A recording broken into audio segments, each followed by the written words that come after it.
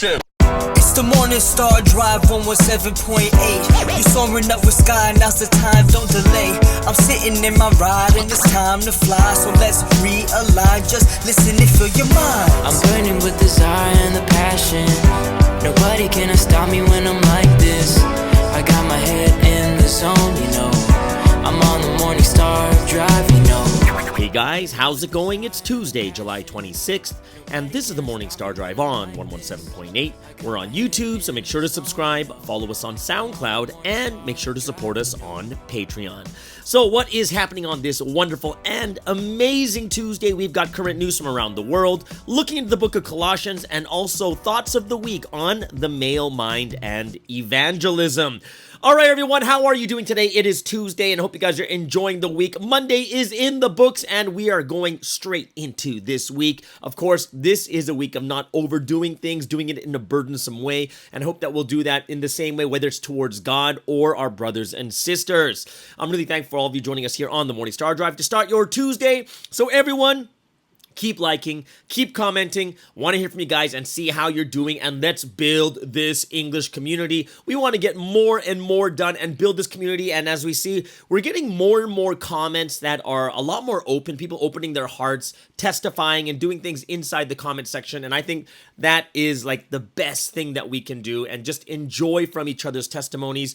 Guys, comment on other people's testimonies, comment on the things from this program. I would love to hear the different things going on. I know someone else gave a testimony on YouTube also about sports, and I gave the testimony of finding a place to play soccer, and then someone else was like, oh, this exact same thing happened to me for badminton and volleyball. So for me, I'm looking at that and saying, oh, this is, that's the whole point of a community, right? A time to share, a time to testify, a time to tell people what God is doing in our lives, and it gives glory to God. It inspires people, and it helps all of us understand and see that, God is working in all of our lives, and don't think that God is not doing anything, all right? So one thing I'm trying not to overdo right now, it is sports. And, I work out in the morning, and then at night now, 3 days in a row already, I've been playing soccer, and it's been great. Just getting in shape, playing soccer, running around each and every night from 8:30 to 10 p.m.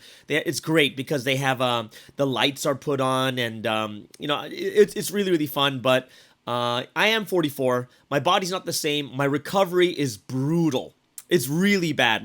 So I'm thinking of either, because I know that tomorrow night, on Tuesday night for me, I have a word study at 9 p.m., so I can't play sports anyways. So I'm thinking I don't want to take 2 days off, which basically means that I would have to, you know what? I could take 2 days off.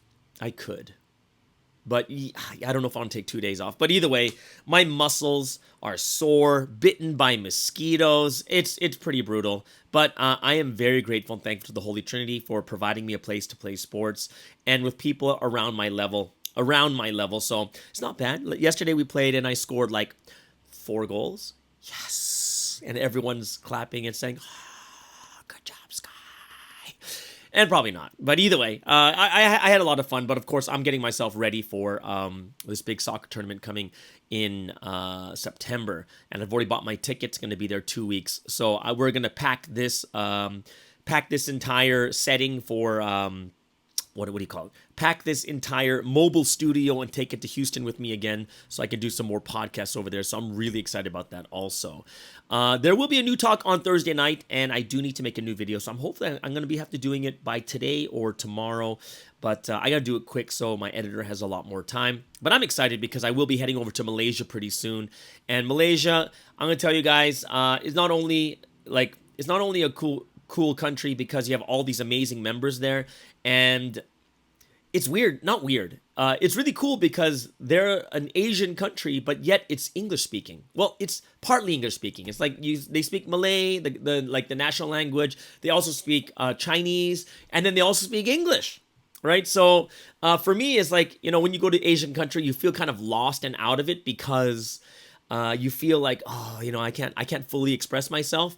But over there, it's not just Chinese and Malay. There's a lot of people, or most of the people speak English. So it's much more comfortable than I would say for me, other than Singapore And yeah, it's like Singapore, Malaysia, Philippines all speak English. It looks like Indonesia does that too. But that area seems very like westernized. Even though it's an Asian country, it's a little bit westernized.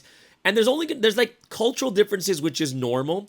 And sometimes like the English level might not be as good because it's not the first language, but it's enough. And I really, really enjoy my time. And you guys, if you ever have a chance, you got to go vacation there. It's so nice. It's really, really nice. But either way, Southeast Asia, I would start in Malaysia and then just start venturing out to Thailand, Indonesia, Singapore, Vietnam. Philippines. You can find a lot of like really amazing cultural countries that you can learn a lot from. And one thing that I think, especially for me being a missionary and going to like 23, 24 different countries, the one thing I think that's really amazing about it is seeing the world opens your mind. You become less narrow-minded and you become more open to what is happening out there, and you see huge differences in thinking. And the one thing one thing that I see that could be a problem, especially when missionaries come to different countries.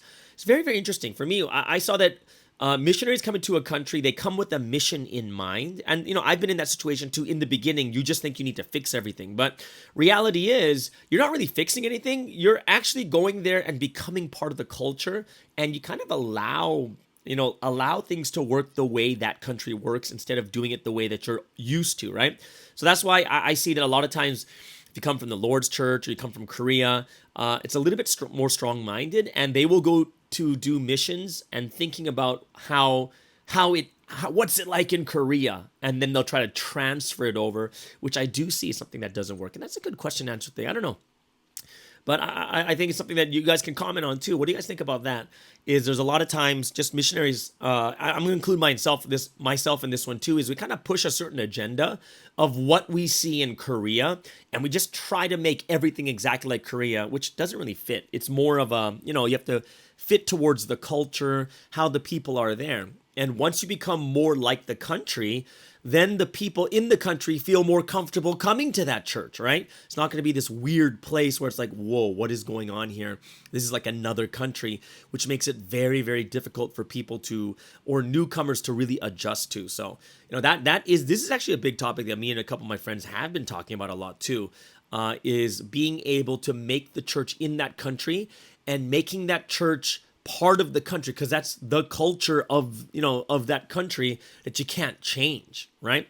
So it's almost like, I know that it was really, really weird, and I don't think it's something that should happen like in America, because in Korea in the past when they had these rented churches, but it's an Asian culture, people take off their shoes in Korea, right?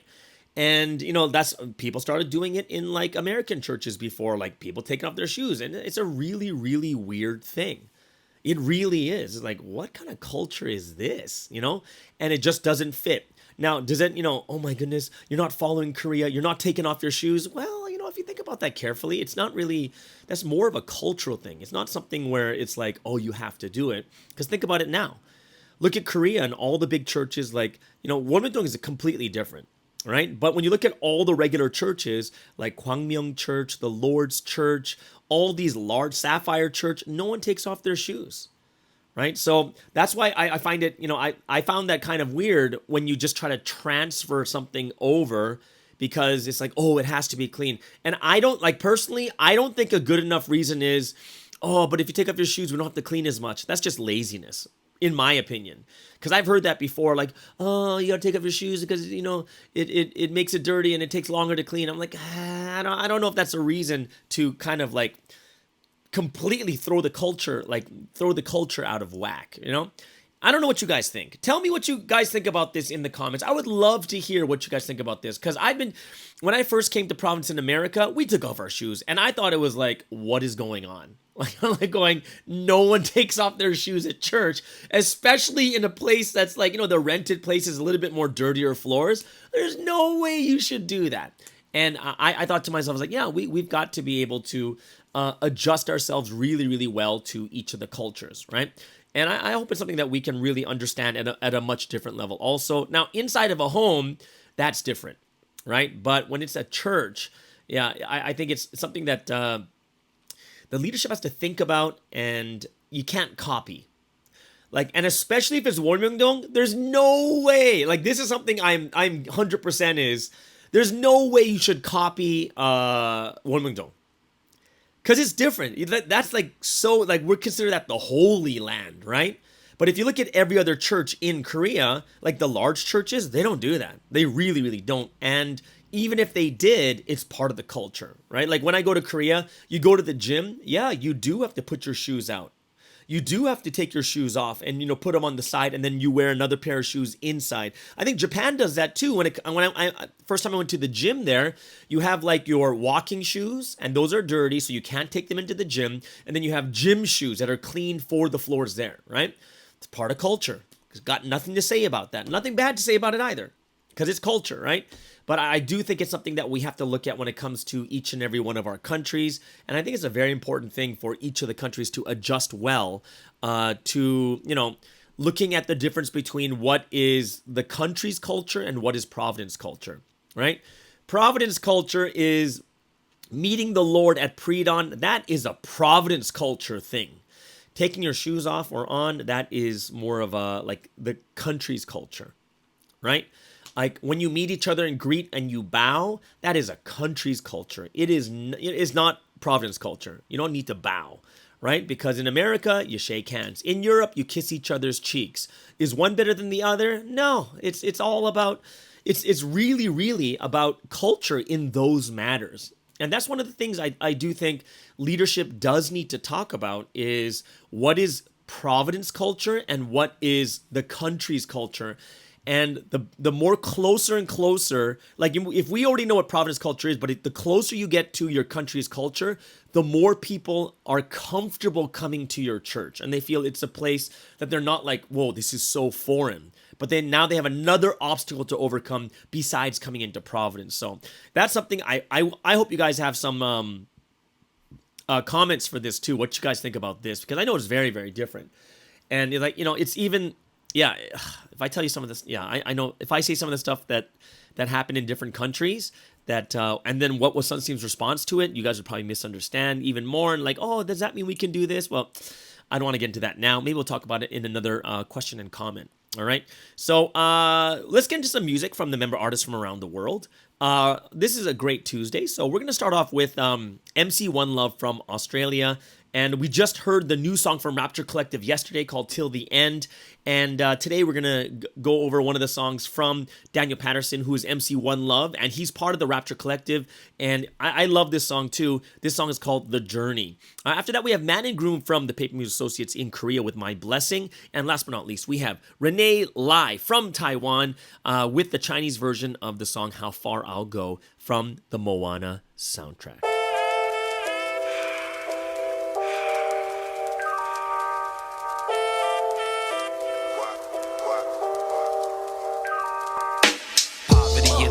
That's an ill diet, you don't wanna try it.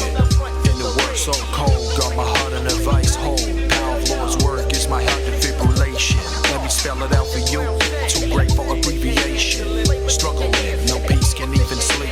Stress creeping in, stuck in the clay and mire. Hanging by the wire, tormented by the liar. Need an escape, don't wait, Holy Spirit can relate. Only one who can pull you through. Life's a test, but we blessed. Every day's a blessing, I'm not finessing. As long as you're still breathing, there's hope to change, rearrange a new mentality. The word of truth based in reality. Call out to God, the higher power, no Jack Bauer. Making life so sweet when it is sour. Saving in the 11th hour. Life's energy was diminished, I felt like I was finished. Battery on empty, Satan trying to tempt me to get reckless with my ways. Let the truth resonate, don't hesitate. Better things await you, keep moving forward toward that breakthrough. Through the fire tribulation, new transformation. Be all you can be, find strength in the Trinity. Holy Trinity holds you down, picks me up off the ground. I was lost when I met him, I was found. Word up, word up. I was blind but now I see, I was living without hope. At the end of my rope, the sound is so dope. I met the Lord's history, purpose ain't a mystery. I was blind but now I see, I was living without hope. At the end of my rope, the sound is so dope. I met the Lord's history, purpose ain't a mystery. My state was incomplete.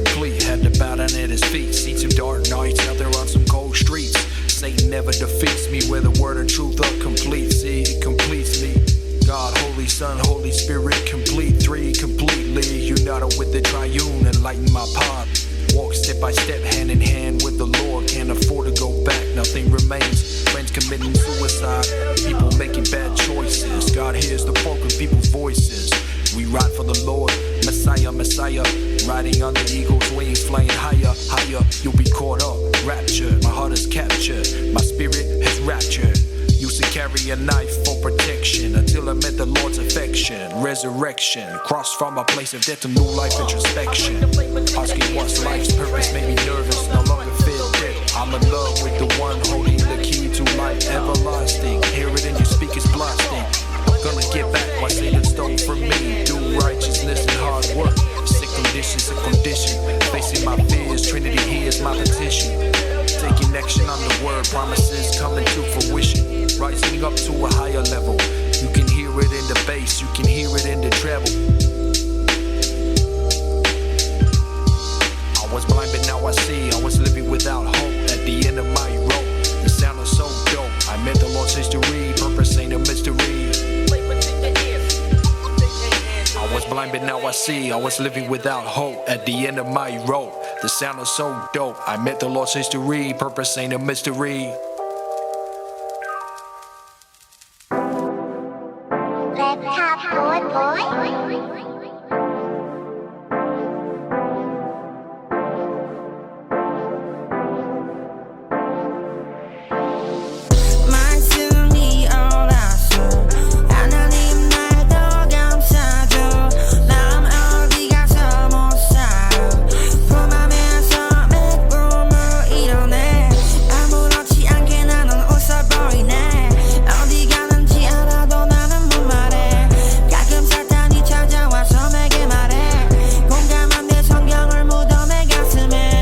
속에서 나는 범죄자매 매일 밤마다 꾸는 내 악몽은 이제 치료를 해야 돼 내 혼의 SOS 기도를 해줘야겠어 나를 위해 저 사랑에 빠졌을 때 위체 위를 서핑하는 나를 봤을 거야 짐승들은 못하는 웨이브 내 손에 주에 손이 따스히 올랐을 때 그 순간을 잊지 못해 나는 죽어가고 있네 어서 살려야 돼 눈사람같이 녹아버려 결국 공허해 나는 못 참겠어 어서 주의 품 안에 말씀이 옳았어 하나님 날 더 감싸줘 남 어디 가서 못 살아 품 안에서 맥붐을 이뤄내 아무렇지 않게 나는 웃어 보이네 어디 가는지 알아도 나는 못 말해 가끔 사탄이 찾아와서 내게 말해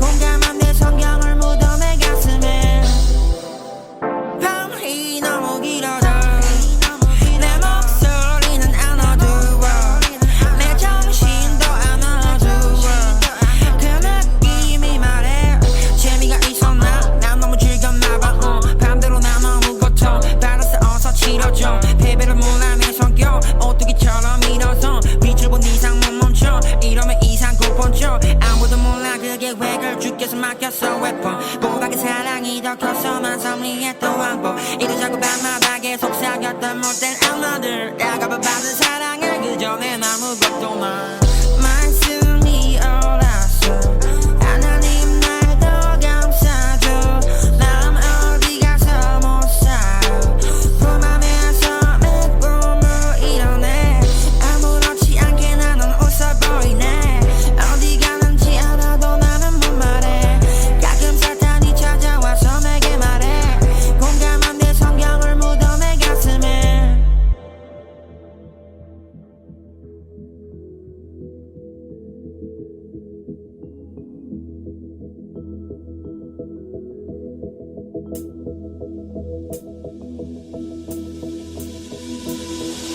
我心中有一个无尽的海洋，没有尽头的地方，那里永远有阳光。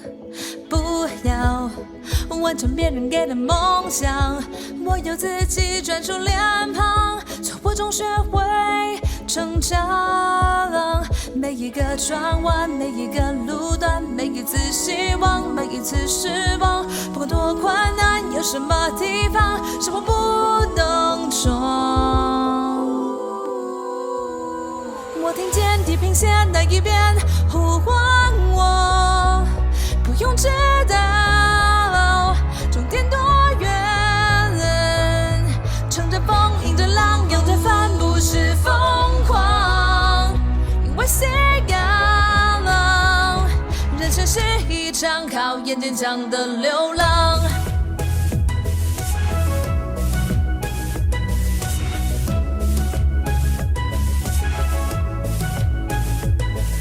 虽然留在原地十分安全，天堂里面没有悲伤，但我会失去幻想。虽然能和别人一模一样，会有相同的赞赏，但我有定制的主张。每一个转弯，每一个路段，每一次希望，每一次失望，不管多困难，有什么地方是我不能闯。我听见地平线那一边呼唤我，不用知道终点多远，乘着风，迎着浪，拥着帆，不是疯狂，因为信仰，越过了黑夜会遇见梦想。我听见地平线那一边呼唤我，不用知道终点多远，乘着风，迎着浪，拥着帆，不是疯狂，因为信仰，终点在我。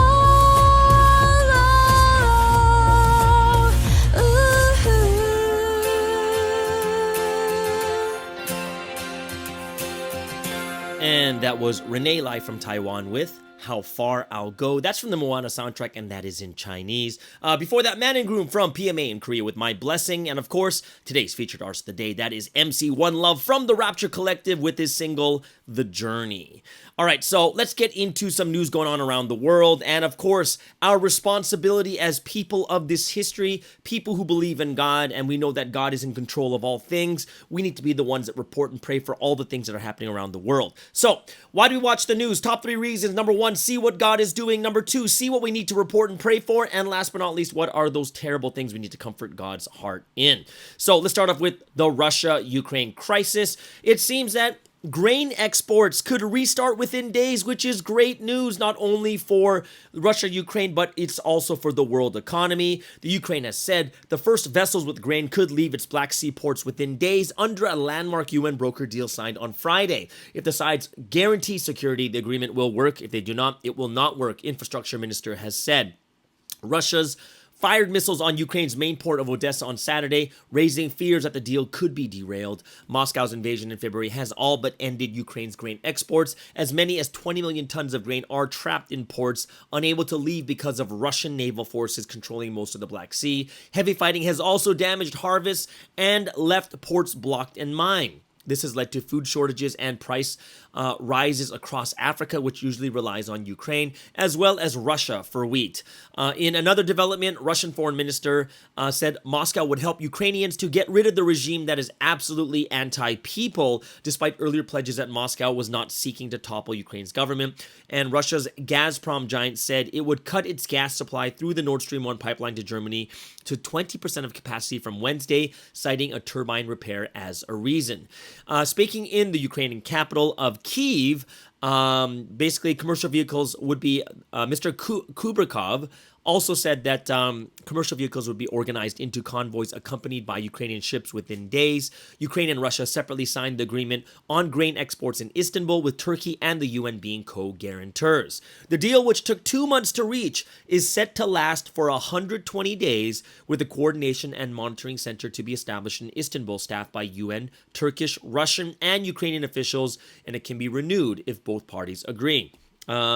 The Ukraine was hoping that such a center would be set up this week, and Russia has not commented on the latest developments. Ukrainian President Zelensky accused Russia of barbarism after the Odessa attack, saying it showed Moscow could not be trusted to stick to the deal, and the agreement's text says parties have undertaken not to attack merchant and other civilian vessels and port facilities engaged in the transportation of grain. Russia says its missiles destroyed a Ukrainian military vessel and a number of U.S.-supplied Harpoon anti-ship missiles. Ukraine admitted a ship had been hit without giving details. Also, Russian investigator says 92 Ukrainians are charged. Moscow has charged 92 members of the Ukrainian armed forces with crimes against humanity. The head of Russia's investigative committee has said, basically they told the government newspaper over 1,300 criminal investigations had begun, and he proposed an international tribunal backed by countries including Iran, Syria, and Bolivia, traditional allies of Russia. Ukraine is also conducting its own war crimes investigations. As well as the 92 who have already been charged by Russia, some 96 people, including 51 armed forces commanders, are wanted. The Ukrainians were involved in crimes against the peace and security of humanity. And the BBC has been unable to verify claims made in the interview, and Kyiv has not commented. But this month, Ukraine said it was examining more than 21,000 war crimes and crimes of aggression allegedly committed by Russian forces since the start of the invasion in February. And in May, the first war crimes trial since the invasion began took place in Ukraine, where a court jailed a Russian tank commander for life for killing a civilian. This is from the International Criminal Court, the ICC, which has described Ukraine as a crime scene, has also sent a team of investigators and forensic experts to the Ukraine. Now, the Kremlin denies all war crimes or that it has been targeting civilians, and it has regularly blamed Ukraine for shelling its own infrastructure and killing its own civilians, accusations which have been widely dismissed by international leaders. Now, when asked in the interview whether a UN-backed trial could take place, basically they accused the West of openly sponsoring Ukrainian nationalism and said such a thing is extremely doubtful. Moscow has repeatedly made the false claim that Ukraine is overrun by neo-Nazis as justification for what it calls a special military operation. Russia has instead proposed that an international tribunal should be set up with countries that have an independent position on the Ukraine issue, in particular Syria, Iran, and Bolivia. Syria and Iran both voted against a UN resolution in March condemning Russia's invasion of Ukraine, while Bolivia abstained. Now, along with hundreds of Ukrainian military and political targets, Russia said investigations are underway into Ukrainian health ministry employees whom they accused without providing evidence of developing weapons of mass destruction, and suspected mercenaries from the UK, US, Canada, Netherlands, Georgia are all under investigation, the newspaper was told. In June, 2 Britons and a Moroccan who were captured while fighting for Ukraine were sentenced to death by a Russian proxy court in eastern Ukraine. They're basically accused of being mercenaries, but the Britons' families have insisted they are long-serving members of the Ukrainian military. So that's kind of what's going on over there in Russia and the Ukraine. A lot of things to pray about and think about too. Outside of the Ukraine and Russia, it looks like military executes 4 democracy activists, including an ex-MP in, where is it, guys? Myanmar. We're going back to Myanmar again. 4 democracy activists have been executed. They've been killed by Myanmar's military in what is believed to be the first use of capital punishment in decades. The 4, including activist Ko Jimmy and lawmaker Phyo Zaya Thaw, were accused of committing terror acts. They were sentenced to death in a closed-door trial that rights groups criticized as being unjust. Pro-democracy leader Aung San Suu Kyi was very sad after hearing the news. Ms. Suu Kyi, the leader of the National League for Democracy Party, did not make any comments, the source added. She was arrested in February 2021 following an army-led coup. U.S. Secretary of State Antony Blinken condemned the executions in Myanmar, which is also known as Burma, and such reprehensible acts of violence and repression cannot be tolerated, and we remain committed to the people of Burma and their efforts to restore Burma's path to democracy. Now, family members of the deceased gathered at the prison on Monday, desperate for information on their loved ones, and state news outlet Global News Light of Myanmar said the 4 men were executed because they gave directives, made arrangements, and committed conspiracies for brutal and inhumane terror acts. It said that they had been charged under the counterterrorism laws, but did not say when or how they were executed. The executions are the first since 1988, according to the United Nations. Previous executions in Myanmar have been by hanging. In 2021, the country's military seized power, an event which triggered widespread demonstrations, prompting a military crackdown on pro-democracy protesters, activists, and journalists. All right, so that's what's happening right now in Myanmar. Let's go over to Canada, and this is in my province, right, where I am in Vancouver. It's called British Columbia, but there is police confirming multiple victims in British Columbia shootings. Like, this is very, very rare in Canada because we don't really openly have guns. But police have confirmed multiple victims in an early morning shooting spree in the Canadian province of British Columbia. Emergency alerts issued shortly after 6 a.m. local time warned of multiple shooting scenes in downtown Langley, which is about 40 minutes away from where I live right now. And now it all makes sense because I was getting these Amber Alert warnings on my phone, finding suspects or whatever it was. There is a lone suspect that has been taken into custody, and police did not identify a motive in what remains in an active investigation. The RCMP spokesperson did not immediately confirm any deaths in Monday's attack, but said there had been several victims and several different scenes throughout the city of Langley, and one scene in the township of Langley also. Homicide investigators are on the scene. The victims were homeless, and police believe the attack was targeted. Roads in the area have been closed as the investigation continues. 2 black SUVs, one riddled with bullet holes in its windshield, were spotted in a ditch near the shooting site, and police were also on scene, setting up a forensics tent near a white vehicle that had cardboard coverings up on its license plate. So, yeah, that's not in downtown Vancouver or in an area like that, but that's pretty crazy to actually hear about a shooting in British Columbia. It's very, very rare here.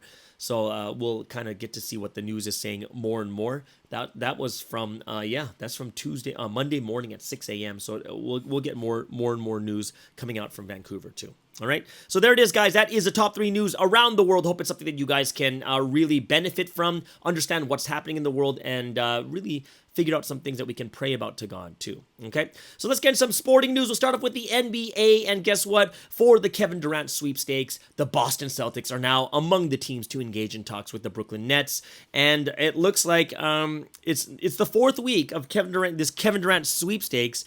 And the Celtics appear no closer to acquiring Durant than others in discussions with the Nets, but Boston's ability to include all-star forward Jaylen Brown as a centerpiece in offers does help make the team formidable in its pursuit. The Miami Heat, Phoenix Suns, and Toronto Raptors have been well known to have varying degrees of interest in Durant, but the Celtics have also been in regular contact with the Nets, sources said. In track and field news, the U.S. goes for a medal count record for the track and field. Track World Championships, and they get their 33rd medal.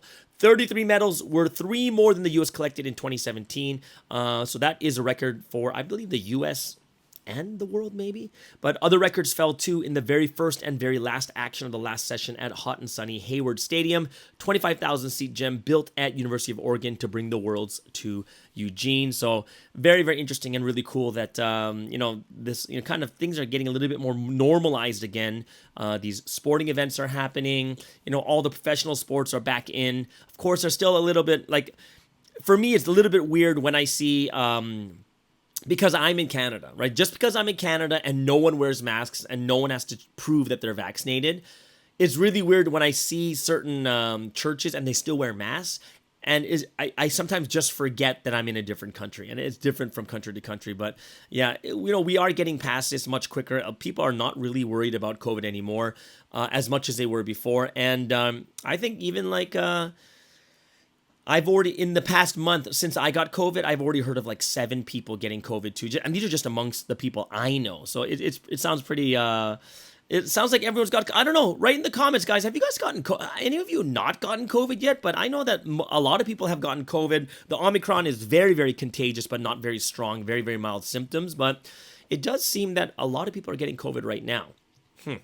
All right, so last but not least on sports, we have the F1 racing. This is a French Grand Prix, and once again, Max Verstappen cruises to the French Grand Prix victory after Leclerc spins out. Max Verstappen extended his championship lead to 63 points with victory at the French Grand Prix after his main title rival, Charles Leclerc, crashed out of the lead of the race. Prior to the accident, Verstappen and Leclerc were in a tight battle for victory, with the Ferrari driver seemingly holding a slight advantage as he kept the Red Bull behind him for the opening 16 laps until until Verstappen's first pit stop.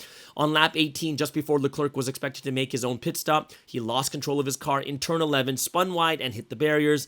And at the time, he questioned whether the throttle was stuck open over team radio, but he later took the blame for the mistake. And it also marked the third time this season Leclerc from Ferrari has retired from the lead of the race from a turbocharger issue at the Spanish Grand Prix and an engine problem at the Azerbaijan Grand Prix. So there's only 10 races remaining this season, but given Verstappen's performances this year, which have led to 7 victories from 12 races, 63 points, looks almost unassailable for Leclerc, who is still on just 3 wins for the year. Without Leclerc in the race, Verstappen had an easy path to victory, beating out second place Lewis Hamilton to victory by over 10 seconds. All right, so there it is, guys. That is the top 3 news in sports and world news. Hope you guys really enjoyed that. Got kind of a clear view of what is happening around the world, which means more than anything else, guys, it is the golden time.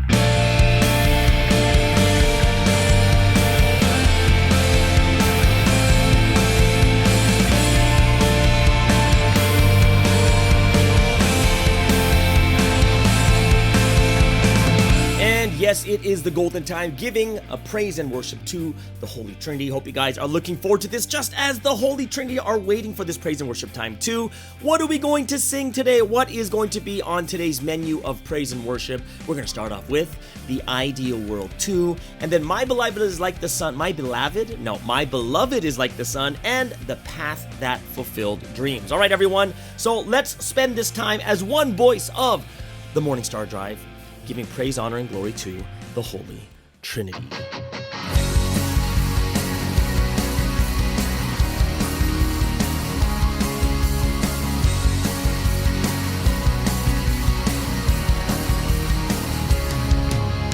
Let's all run, Providence calls, history awaits.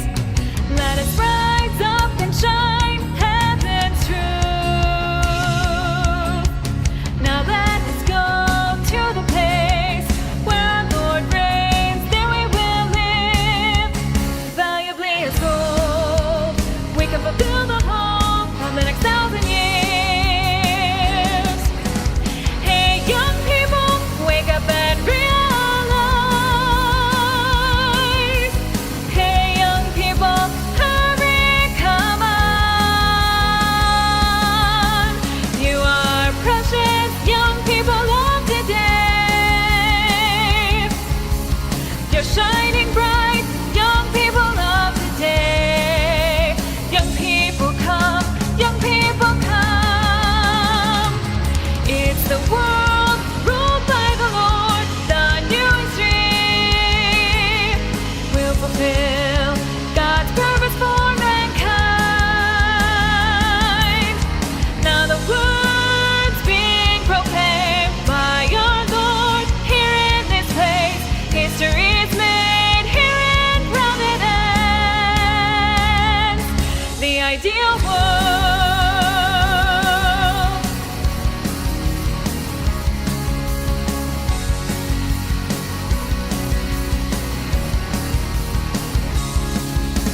Let's all run, Providence calls, history awaits. Let us rise up and shine heaven's truth. Now let us go to the place where our Lord reigns.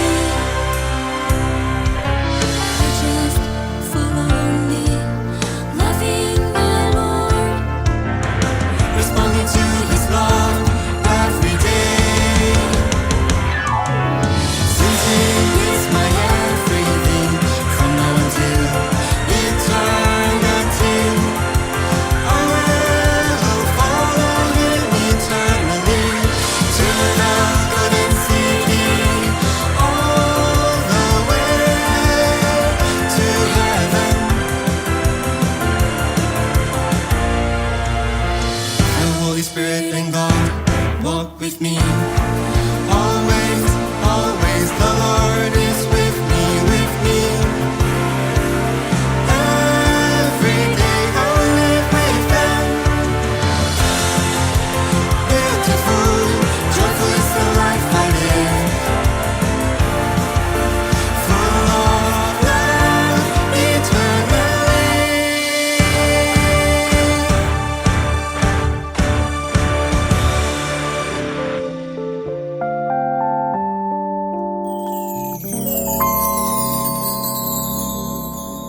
Starting from sunrise to the sunset, today again. Out on the sports field, and then here and there, running round, running, flying. Taking action again.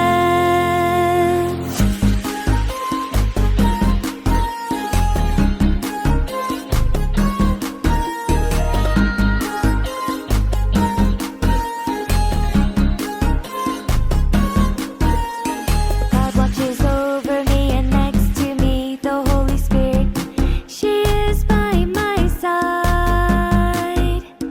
And she says, live your life for the will, headed towards the goal. We're true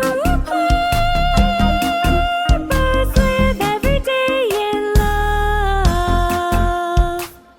So you and I, we shall live serving God and the Spirit, giving them all our love,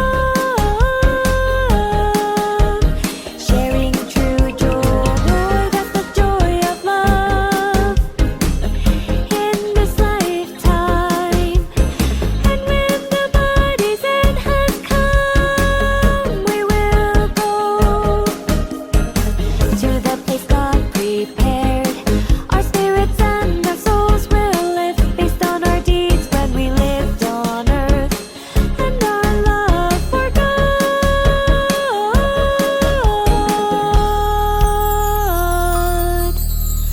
We'll live in the world of gold forever, yes, forever. We'll live in love with God in that heaven of gold.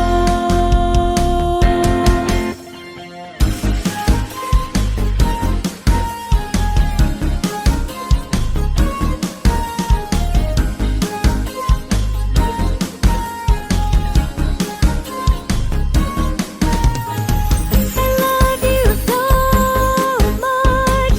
I love you more than anything, mighty God, Holy Spirit. Everyone that's promised to love, respect, and serve them each day, let's praise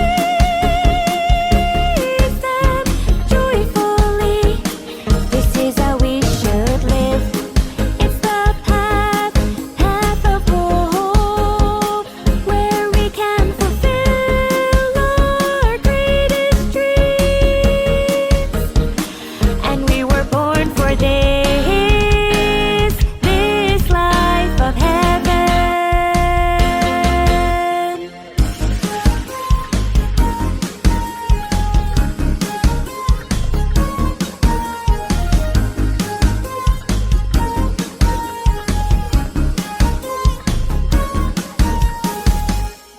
And there was The Path That Fulfilled Dreams. Before that, My Beloved Is Like the Sun. And of course, that first song, Oldie But a Goodie, that's Ideal World 2. I always like to dance to that song. It's a great, great song. Hopefully, one day I want to be able to play that song live and sing that as a praise song. But either way, really grateful and thankful for all of you that joining us in that time, the golden time, a time of praise and worship to the Holy Trinity. And now that our hearts are made ready, let's get into today's word study for today. And of course, every single Tuesday, we're going straight into the Bible, whether it's a story, a parable, a book. We're going to go into the book of Colossians today. And, before anything else, there's a couple things you guys need to know when it comes to us learning the Bible, which is the foundation of all Christianity, of providence, even of the Old Testament time. Everything was there in that book that is considered the words of God. All right. So a couple things we need to know is what? The Bible is a collection of 66 separate books written over a period of 1,500 years by over 40 different authors.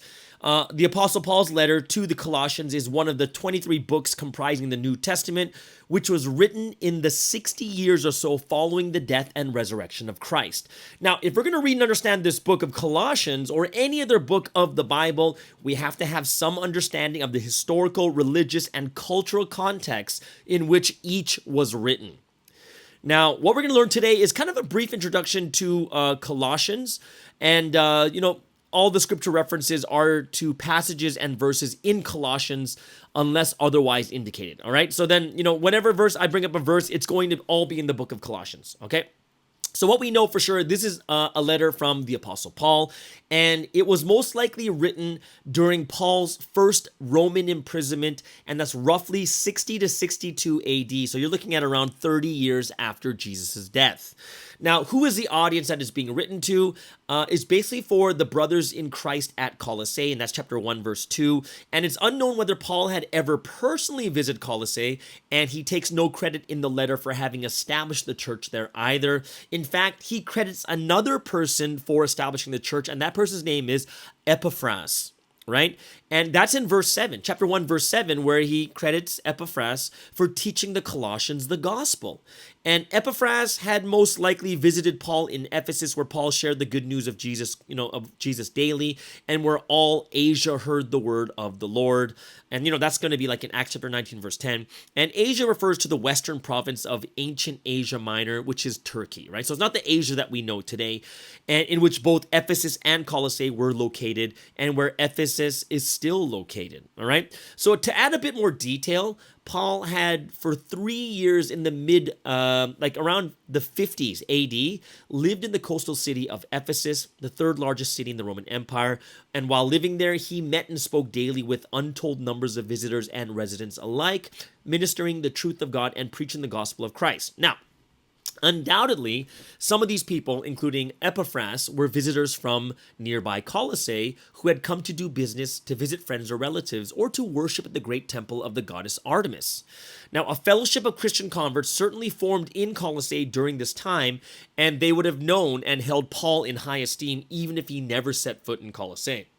Now, given the high regard and love these early Colossian believers would have had for the Apostle Paul, they also would have gratefully and respectfully received any letter from him, including the 12th book of the New Testament, the one we call Paul's letter to the Colossians. So what is the circumstances and the cultural background that's going on right now? Well, let's take a look at the city of Colossae. Right, so this is situated approximately about 160, 170 kilometers east of Ephesus, just south of the cities of Hierapolis and Laodicea, right? The latter being one of the 7 cities of the book of Revelations we know, right? So of the 3 cities, Colossae was the smallest and least prominent. And Colossae was nevertheless located on the main trade route through the region, and as such was subject to constant influences of culture, religion, and philosophies. So shortly after Paul wrote his letter to the believers in Colossae, the Lycos Valley was rocked by a major earthquake, which may have caused Colossae to become nearly or completely unpopulated. And so that's why, while it's unlikely that Paul's letter had an enduring influence on the Colossian church, but it was certainly circulated, copied, and distributed among the believers in that region of Asia Minor, right? So it was intended for one church, but it was copied and sent around, and it was distributed to many places around Asia Minor, which is quite amazing because this is way before the printing press, because printing press is like the time of Martin Luther. So you're talking about 1,550 years earlier, like 1,500 years earlier is where this is happening, and they have to copy everything by hand and then distribute them, right? So, eventually, after it was distributed among Asia Minor, it went beyond that region to all the Christian churches, and finally it reaches all the way to us here at this present day. Right? The church at that time, as most of the Mediterranean world in the first century was, well, Christians met nearly exclusively in house churches, gathering in homes for worship, teaching, and fellowship. And there were at least 2 different house churches we know of that were either in or near Colossae. So one was the home of a woman named Nympha, and that's in chapter 4 verse 15. And the other one was in the home of a man called Philemon. Right? And that's why you're going to find that in the book of Philemon, right? Chapter 2. So these are the only ones that we know that are written, right? There could be more. Now, the circumstances and motivation of Paul's writing. Why did he write this letter to the Colossians? So the main motivation behind Paul's writing to the Colossians, not surprisingly, was to correct false and heretical teachings. And the reason this is unsurprising is because it was a frequent and passionate activity of the apostle, and the precise identity and nature of the Colossian false teaching is not actually directly identified and described in Paul's letter, but its characteristics include like 6 different characteristics, right, from the book of Colossians. Number 1 is a low view of Christ as to his divinity and his role in redemption, right? So you'll find that in chapter 1, verse 15 to 20, that this is one of the reasons. Second reason is a philosophical mindset or worldview that was outside the scope of the gospel and therefore considered, quote unquote, antichrist. And that's in chapter 2, verse 8. Another reason that we can see that Paul wrote this letter to the Colossians is because of the legalistic observance of laws and traditions. And you'll find that all over chapter 2 and 3. The fourth reason Paul wrote this letter is because of worship of spiritual entities such as angels and spirits, right? And that's in chapter 2, verse 8 and 18. The fifth reason is despising and badly treating one's physical body, right? So mutilation of self. And last but not least, special insight and revelation that shifted the source of truth from apostolic witness to the individual heretic, right? So these would kind of be the motivation behind Paul's writings. So for anyone desiring to have desiring to kind of dive a bit deeper into possible modern day application of Paul's doctrinal corrections, a good place to start would be like considering all 6 of the above listed aspects of the Colossian heresy, comparing each of the kinds of beliefs and teachings found all too common in modern century churches, right? And this is kind of a cool thing because we did talk about this on Monday about someone brought up with how much we need to discern when it comes to worldly philosophies, and we don't want it to weaken our thoughts when it comes to the providence theology, right? So, we have to understand it's even when you read the book of Colossians, it's not really clear, like, how precise and exact what the false teachings were, right? It's possible that in addition to any specific false teachers and teachings, Paul may have addressed common or popular ideas to be aware of. So it could have just been a common thing that happened everywhere, all over the Roman Empire. But it's also possible that the Colossian heresy was a mixture of an extreme form of Judaism and an early stage of Gnosticism, right? And most theories as to the exact nature of the heresy invoke one of these or the other, or both, right? One of those two. So we're not even really sure what the big problem in Colossae was, right? But it's clear from the text, however, just as in other letters written by Paul, that he strove to reinforce correct and true doctrine by warding off heresies and heretics. And it's also quite clear that the Colossian believers were in tune with everything Paul wrote about, and there were no mysteries in it for them. Now, a couple things that we're going to take a look at when it comes to the circumstances there, what was happening. Let's take a look at one of the problems that was happening in Colossae. Was pluralism and syncretism, okay? So, like Ephesus and the cities of the surrounding region, Colossae was characterized by the worship of various deities and by belief in various gods, goddesses, and spirits, okay? So this religious pluralism extended to the worship and veneration of Greek and Roman deities, and it was common for members of various cults to borrow freely from one another in fashioning their own beliefs and religious practices, which kind of sounds like today, right? And Paul was writing to believers in an environment which would not only have been commonly influenced by false teaching of various kinds, but he was writing to believers who would have tended to be naturally and culturally receptive to such ideas. The second thing is the me, myself, and I-ism, Okay, so Colossae was just over 160 kilometers from the large, influential port city of Ephesus. And Paul, while ministering for several years in Ephesus, may well have visited Colossae, and at the very least would have preached the gospel to visitors and pilgrims from Colossae. And so, it seems apparent that although Colossae was much smaller and less influential and cosmopolitan than Ephesus, the larger city would have exerted a good deal of cultural influence on the people of Colossae. So, it's a very Romanized and pluralistic environment of religious diversity, and it existed in Ephesus, and such exists in America today, right? You can see that it happens here. And there's a curious acceptance of all sorts of beliefs and deities, or denial of them, and alongside a highly critical, judgmental attitude towards those who claim to have the whole truth, or who claim their particular God to be the one and only God above all others. Or in other words, there exists side by side a far-ranging tolerance and a seething intolerance, depending upon whether another person or group's belief makes exclusive claims, and depending upon how convicting those claims may seem to others, which sounds like today too, right? Like, how can you say you have the whole truth? You'll hear that a lot even in today's arguments when it comes against religion. So in such an environment, individuals have plenty of room to kind of pick and choose their religious affiliations, and citizens grow up counting this freedom as an inherent right of the individual, which must not be tread upon. So when you look at this, in the case of Ephesus and probably Colossae, as long as one did not publicly deny or insult the Ephesian region's goddess Artemis, as long as one was willing to pay worshipful homage to the Roman emperor, and as long as one did not claim their particular persuasion to be the only true religion or truth or exclusive, complete, or correct, then people were okay with it, which does sound like today too. So in other words, the culture was ripe for the me, myself, and I. That is, for highly individualized and personalized, seeking a flexible belief and religious system. And it's very, very pagan, right? And it's kind of like we're talking like in 50 to 60 AD, and they already had that new age religious beliefs and practices, which, we look at that and say, oh, it's so new age, but this has already been around for 2,000 years. And to overlay new teachings onto the gospel of Christ was therefore not out of character, like they're adding to the gospel, right? With, traditions and beliefs that are coming from other religions, and they're kind of blending and melding with other religions, right? And borrowing and dealing away whatever aspects of their faith seemed good to them at that time. And that's kind of what it feels like right now too, when you think about it, because people are, when it comes to Christianity, people who believe in the Bible, they're now going to be totally for LGBTQ, because they're kind of, they want to kind of fit in with the times and throw away the things that will not allow the church to grow, kind of thing. So it's kind of a small wonder then that, when you look at new Christian converts, they came equipped with the me, myself, and I outlook, which tended to minimize the absolute deity, supremacy, and sufficiency of Jesus, right? And they kind of quickly begin to reduce Jesus to just one more way of meeting their individual felt needs, which is like today.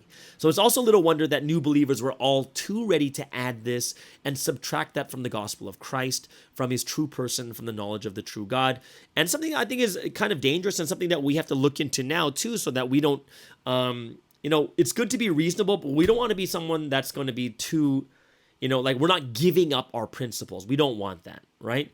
So this results, back in the time of Colossae, a degeneration in the quality and purity of Christian faith, and the receptivity it caused to cheap teaching of false doctrines by religious parasites. And they're just doing like a prosperity gospel, or, do this and everything will be fine, and just kind of making people feel good about themselves, right? Instead of, guess what? We are sinful, and death and hell is at our door, and people are kind of more towards the, hey, come on, this is one more way to do it kind of thing. And gosh, it really sounds like what's happening today, right? So when you look at, the book of Colossians, there's a central theme and purpose of it, and it's basically to correct false teachings, right? Anything that would have the effect of diminishing the Colossian believers' faith, whether it has to do with authority or redemptive power of Jesus. So Paul very much establishes a developed theme of the supremacy and sufficiency of Jesus as, the ruler of all things, and all things happen through Christ, and he's the one by whom God reconciles to himself all things in heaven and on earth, right? So it's very, very interesting when you look at these themes that are happening throughout, but it's a very, very short book. So you guys can go ahead, take a look, take a gander at that.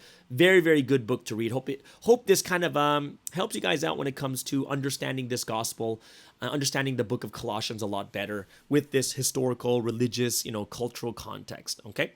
So there it is, guys. That is the word study for today. Hope you guys really enjoyed that more than anything else. Please leave a comment below what you guys thought about today's word study. Would love to hear what you thought about the book of Colossians and how it compares to even today. All right. So here it is, guys. Now that the word study is done, we're going to get into today's song of choice. Now, I usually do it's Korean Tuesday, but today I'm going to do something a little bit different because I was at a cafe the other day and I was listening. It was a Japanese and like there's a lot of Japanese animation and stuff in there, but all the music was in Japanese, and I heard this one song and it blew my mind. I was like, what? This is how popular this song is. So, you know what? I'm going to rickroll you guys Japanese style. Japanese version of Never Gonna Give You Up by Caitlin Myers, Anna Pantsu, Lily Peachy, and Liz Robinette. This is officially my favorite version of this song. Not as campy, but I guess you've been Japanese rickrolled?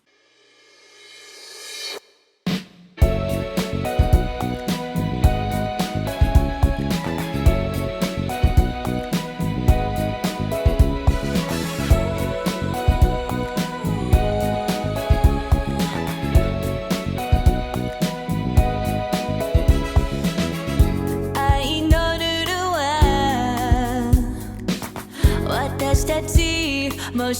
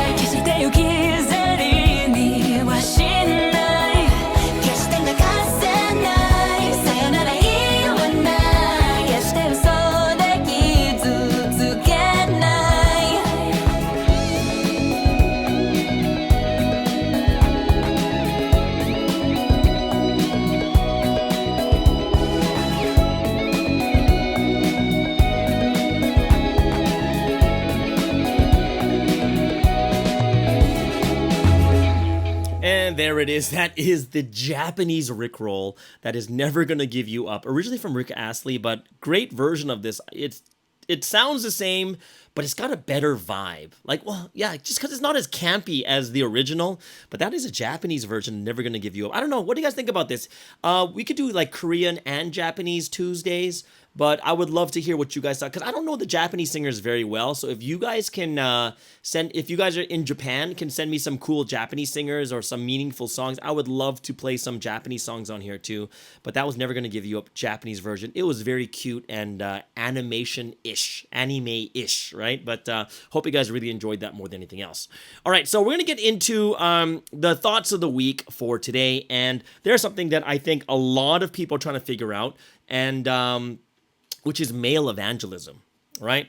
So, one of the biggest issues that we're going to be dealing with is if we can evangelize guys, eventually when it comes down to, like, we just talked about, like, blessings are happening all over the world, other countries are preparing for them right now, is if there's not enough guys, then girls can't get married, right? Like, that's a big issue, a huge issue, right? And that's something we really, really need to think about. And, we need a good balance in the churches too. You need a good balance of guys and girls, right? It can't be just like 80 girls and 20 guys. You want to have it like a 51, 49, 55, 45. Even that is cool, right? So what I want to talk about is kind of, because there are more girls than guys in Providence, I do think that we have to think about, the girls need to kind of understand the mind of a man, right? In order for us to set a good, to make programs and things that will be more suited towards men, okay? So one of the big things I do think that what's a good way to look at men is I want you to look at them as like canines, like dogs and wolves and, like those canine animals. And they are pack animals. Like wolves are in packs. Dogs are in packs, and they're always they're always searching for who is the alpha dog, right? And that's why we heard that word a lot. The alpha dog, meaning who is the kind of that dog that's considered the clear leader, the strongest, the one that can protect the entire pack of dogs or wolves or whatever it is. Now here's the thing: if we have such a pack mentality, the hard part is if we keep taking guys out one-on-one. Hard part about that is they can't assimilate into a group. They need a group. And one of the things that, because guys are pack mentality, we have to realize that guys are looking for a leader. They're looking for a man alpha male that they want to follow. They are. It's just the way that our mind works. And that's why they say women are more like felines, right? Felines are more to themselves. They're not in packs of like cats all, going out together. They're going to be by themselves, chill out, do whatever they want. They're not going to run to you. When you get home, the cat doesn't come to you, but the dog does, right? So dogs are much more pack mentality. Who is my leader? And you got to, and they're trying to figure this out. Guys too, especially all the way back from SS. Even when I was growing up, I loved my older brothers in church. Like, it was cool hanging out with them, always being with them all the time. And I looked up to them. They were the pack leaders. And, even though people around my age, we might not get along, but whenever the older brother's like, oh, let's go out, you're like, yeah, let's go. And it was such a cool time to bring the community of guys together. And we function much better in a pack, knowing where we stand in the pecking order. We like it. We really, really do. And this is why when it talks about being super faithful to this history, yeah, when you know who the boss is, you're like canines and dogs are super faithful to their owners, right? Men are much more than women going to be like, I'm going to stick with this to the end. I don't care how hard it gets, because that's my alpha, right? And alphas know who they are, and betas know who they are. And we can't one of the things that girls might think is like, oh no, but this person's a little bit too strong. This person's a little bit, like, why does there have to be a leader? And the answer is because that's how the guy's mind works. If we find someone who's a clear alpha, we all look up to that person. We all want to keep being with that person and learn from that person, right? On the other hand, girls are not going to be like that, where they find someone better. Instead, it becomes more of, I want to do my own thing, or they get jealousy or whatever it is. And then it's a little bit different. I'm not going to say it's all girls, obviously, but there is that, I don't have to be like her. I can do my own thing. For guys, we try to emulate people. We really try to emulate others, right? Especially the older ones, right? And this is why I really believe that the community of brothers in a church is such a big thing that it shouldn't be so separated, like, oh, only the campus hang out with campus guys, only the no. I think that the campus older guys play a huge influence on the younger ones, and then the career guys play a huge influence on campus and SS, right? And there's always going to be that that influence comes from that person who is an alpha. And it's not going to be sitting there like everyone tries to be an alpha. Alphas are just alphas. That's just the way the character is, right? And if you can find a good alpha male in the church, the guys follow. It's just cool. They want to be there. Now, let me share you something that's quite interesting is there is a girl's role. There really is when it comes to guys, because the biggest weakness of guys is girls. And I'm not going to say that in like relationships only. We're going to talk about just purely because women play a huge role in men's lives. And it's either going to be their wife or their mother. It's one of those two. And this is why I'm telling you guys right now, when it comes to the girls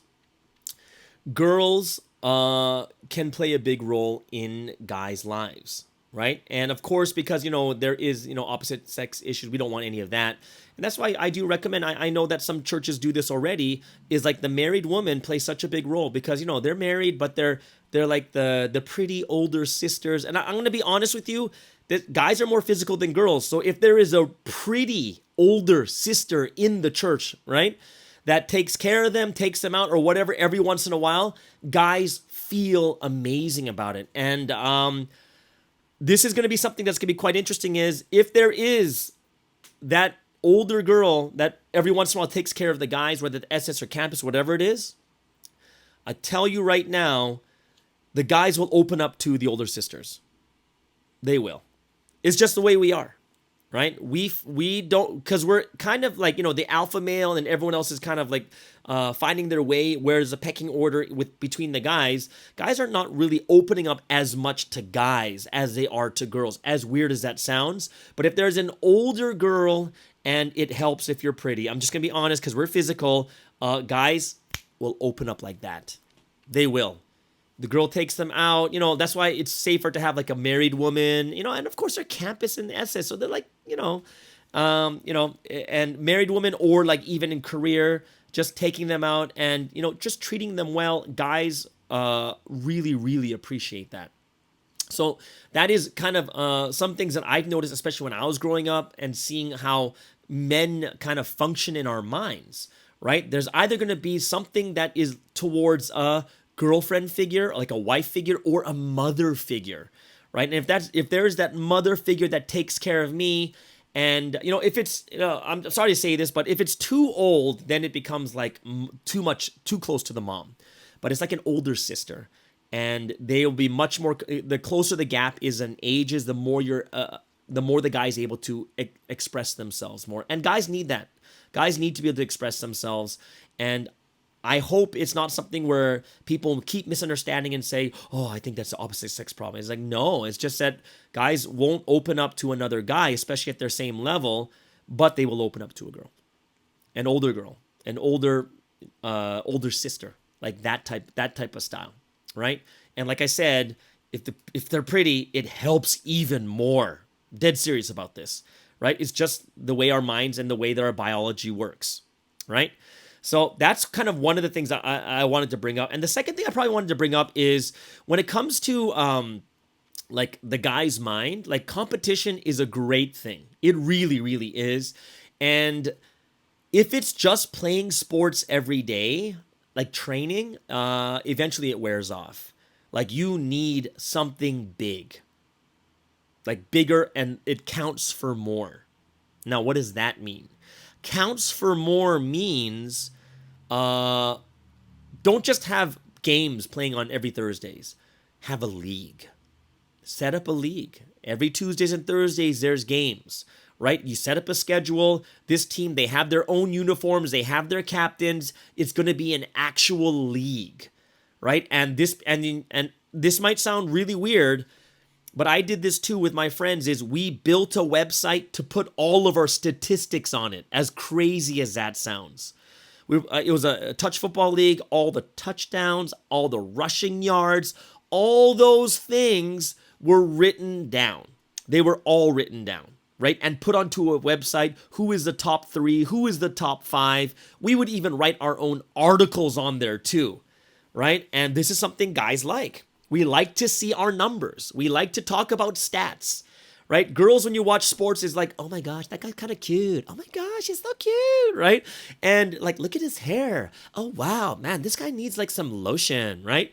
Or it's like, he's so fast. Hey, where's the ball? That's, it's guys are like, so yeah, like last year this guy was batting like 317, which was amazing. His PER was like 32.1. No one's ever done that before. And guys will argue about who are the best players ever. Guys will argue about who's the best scorer, who's the best defense. We're going to argue about all those things.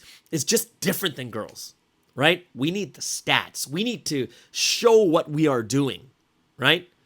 And that's something that when it comes to sports, you will bring a lot of guys into it. But if you want to keep the guys longer for a long period of time, you want to have those leagues. You want to have those tournaments, right? Guys need recognition. I'll tell you something that's really, really cool about guys. Guys also is one of the reasons that I look at, and if you look in your churches too, a lot of times you'll see guys that don't make a lot of money. And you're like, whoa, how come the girls make more than the guys? Or how come the guys aren't, they're not successful? Well, I see one of the problems in our churches is we are only recognizing spiritual things. That's it.